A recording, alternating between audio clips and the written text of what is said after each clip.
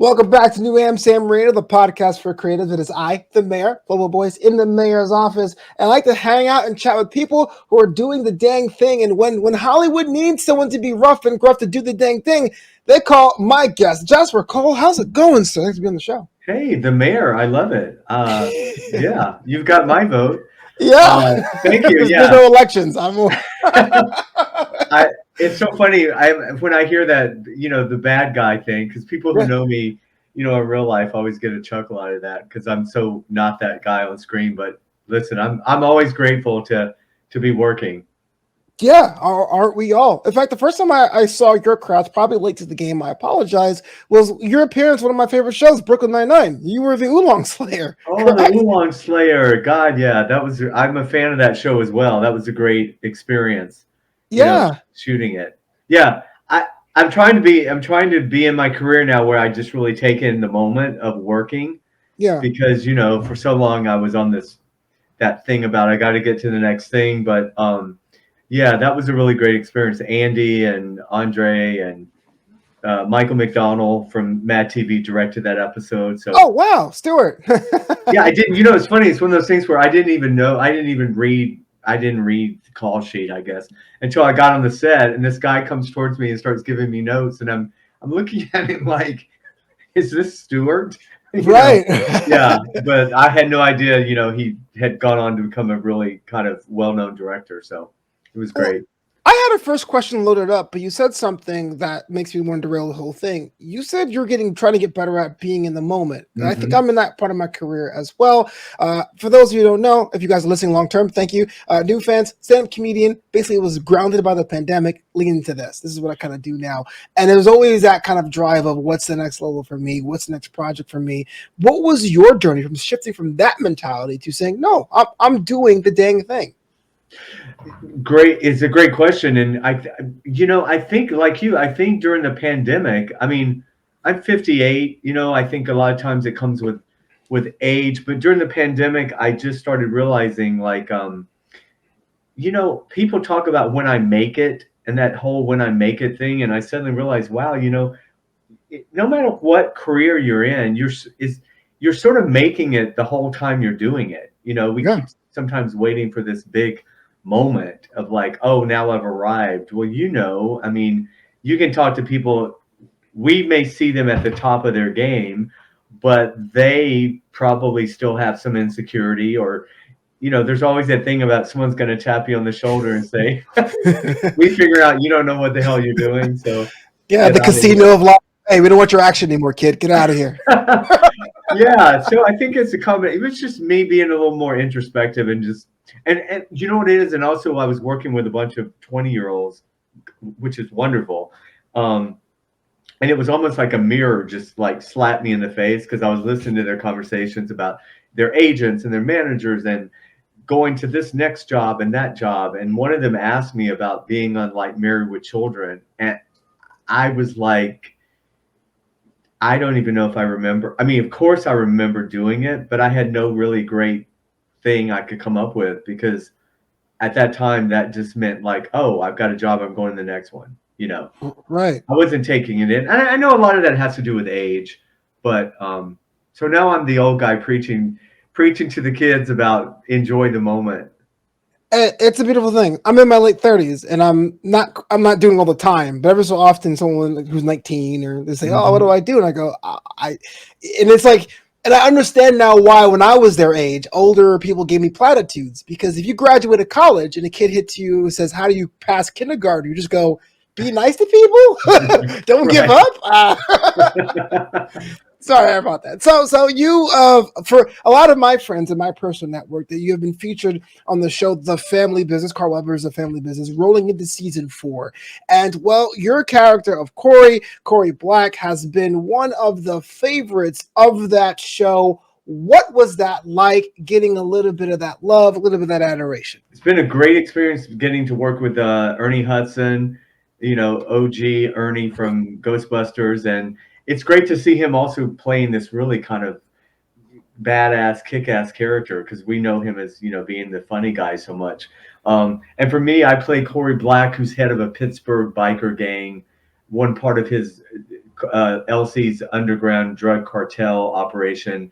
And season 3, I kind of brought in this new drug I introduced to the group, and kind of butting heads with LC. And season 4, yeah, I don't know if Corey made the right decision on that one, but people have to stay tuned and see what happens in season 4 with LC and Corey, because Corey's kind of a dumbass on that one. Is it odd or is it weird when you have fans reach out to you and be like, man, I love you being a total vagrant on TV? Like, is that odd or? You know what's cool about it? I guess because it's so different than me, I can sort of separate. Prior to playing these bad guys, it was hard for me to watch myself because it was basically myself, and we hate looking at ourselves. But when I usually get to, it's such a departure. I always feel like I'm disappointed. I always feel like I'm disappointing the fans because I'm not like that. But people think I'm Danny Trejo, which is hilarious because one, we don't look anything alike. He's 78. He's an amazing guy, but lately I just go with it. People will yell machete to me, and I'll just wave and keep going. So if they think I'm Danny Trejo, that's fine. Yeah. What is more like you then? I mean, if I'm only going by your roles, but what do you do? Well, you mentioned the comedy. I started in stand-up comedy, and I moved out here with a play I co-wrote. It was a comedy. I thought I was going to be a sitcom star.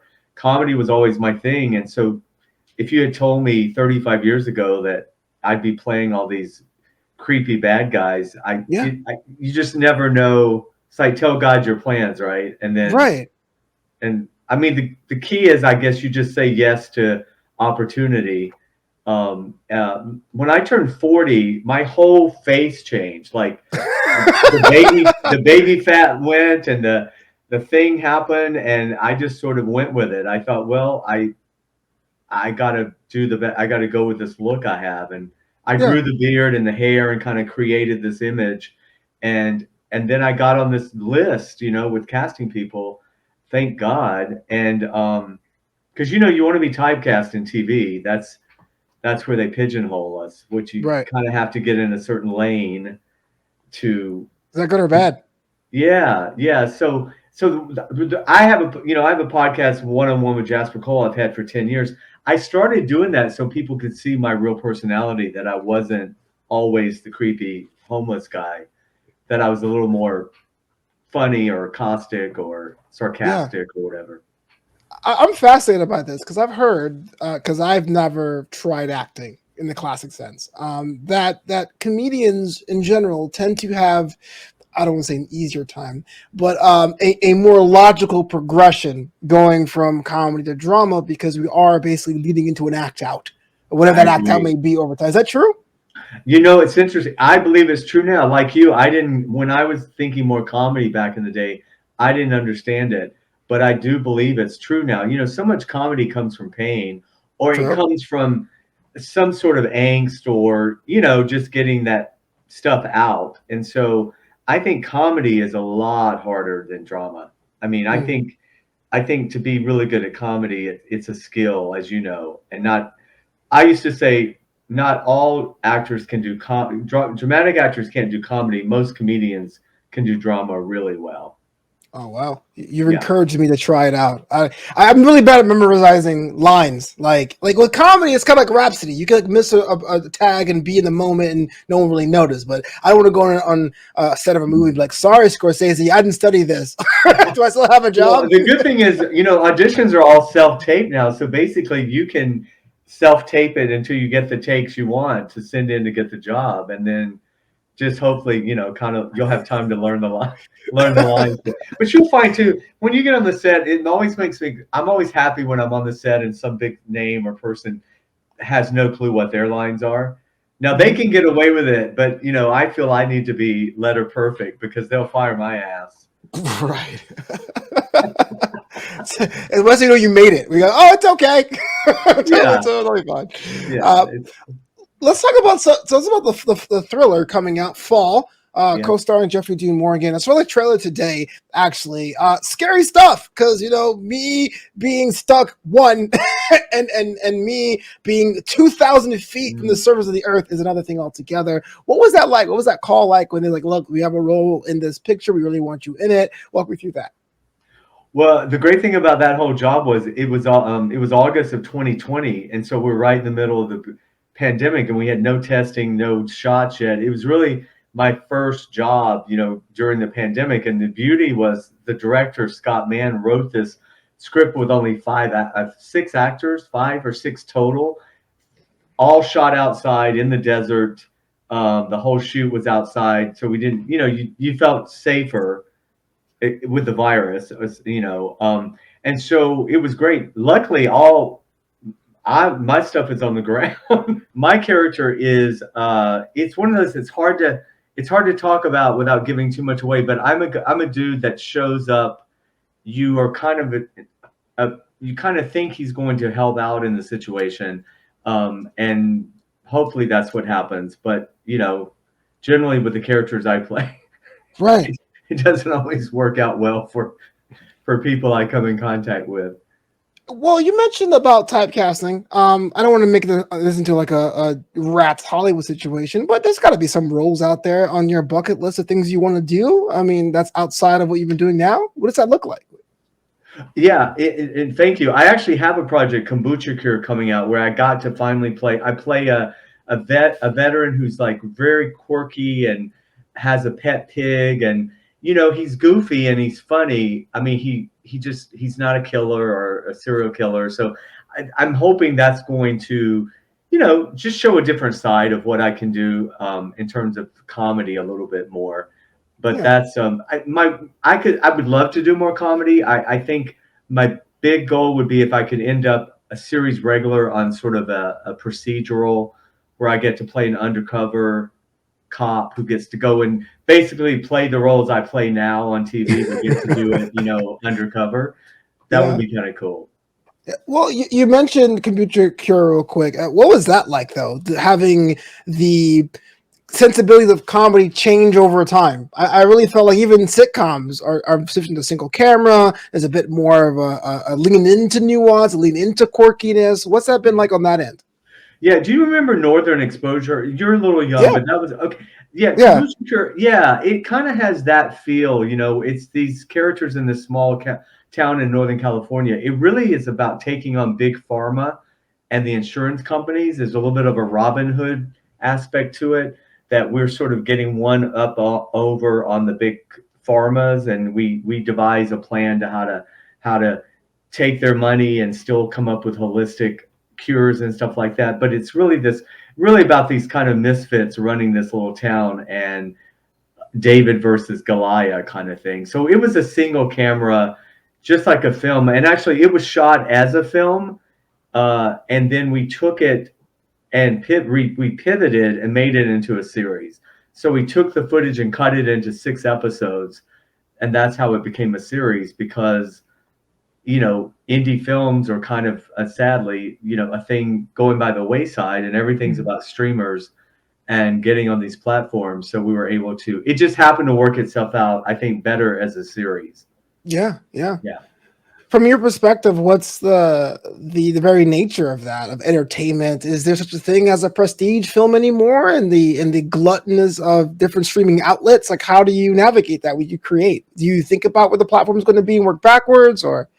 You're right. You kind of have to think now. I always say it's like the have and the have-nots right now.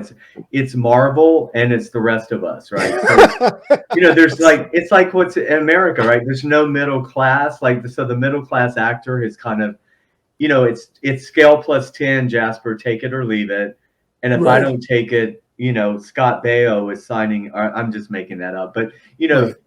so it's very piecemeal. But I think the beauty of having all these other platforms is we have more places to put our work. Maybe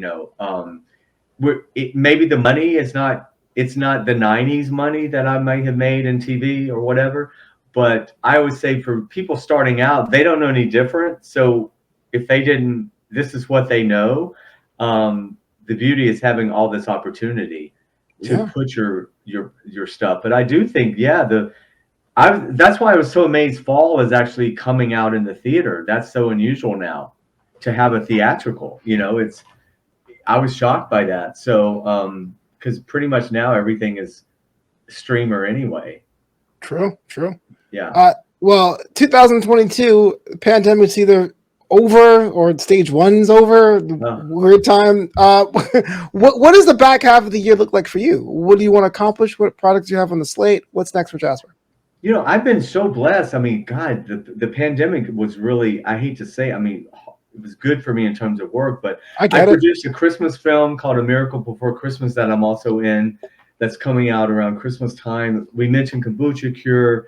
I'm in the Amazon Prime series Smothered on season 2, playing Jagger, a prisoner who's crazy. And I just went up to upstate New York and shot a new horror film with the same producers from the Blair Witch Project. So there's a lot of buzz around that. Can't really say much about it because truthfully, I don't know much about it. They didn't let us know much when we were shooting it. But yeah, a lot of good producing stuff on the producing side. So my cup is full. I cannot complain. Jealous. Here's a question I ask a lot of my guests here. What do you do on a day off? There's something to be done. What do you do? Yeah, I have a hard time with that. I'm a workaholic. I'm a big fitness workout person and a hiker and a walker. I try to get 20,000 steps in a day. It's become like a competition with me and my Fitbit. But yeah, I'm a big audio book listener. I like to listen to, I'm a huge documentary person.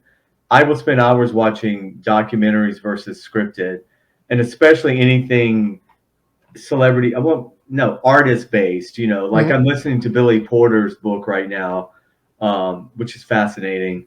I just listened to Danny Trejo's book. So there's a lot of, I like to be alone. I can spend a lot of time alone. I don't have a problem with that. Yeah, I'm about that in the whole life too. I totally get it. So many days off, you go like, you know what? I'm not going to tell anyone to have a day off. What's wrong with that? Right. The family business, Fall, the Thriller, Kombucha Cure, all coming down the pipe for Mr. Jasper Cole. Well, thank you so much for being on the show, New Amsterdam Radio. But if someone wanted to interact with you or follow you online or just connect with you, how to go about doing that, sir? Yeah, I'm at Jasper Cole Says, SAYS on Twitter and Instagram. I have a Facebook page, or just go to jaspercole.com. I really do keep it updated, and it's got my everything, links to everything I'm doing, the podcast. It's all up on the website.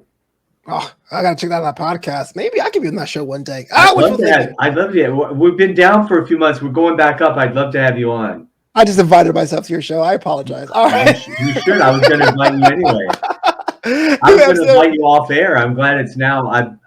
It's on air. So hold yourself accountable. Don't edit that out, by the way. I will totally would not. No, this is proof. This is evidence. Yeah. New Amsterdam Radio podcast for creatives. Thank you so much for coming by. Thanks, buddy.